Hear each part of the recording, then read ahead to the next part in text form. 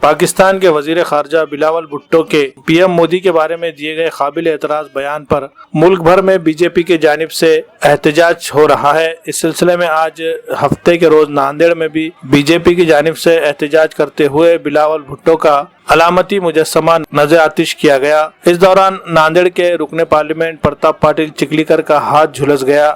تفصیلات کے مطابق بی جے پی کی جانب سے منعقد کی گئے اس احتجاج میں پاکستان کے خلاف پرزور نعرے لگائے جا رہے تھے اور بلاول بھٹو سے معافی مانگنے کا مطالبہ کیا جا رہا تھا۔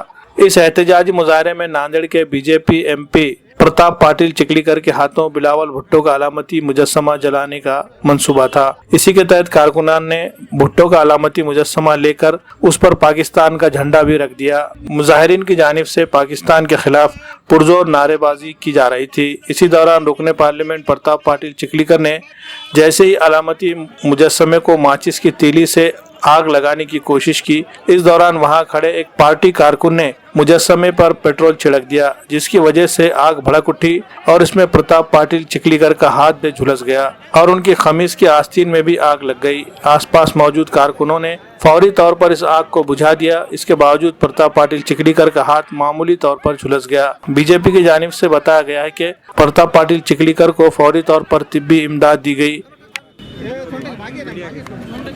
پکڑنے دو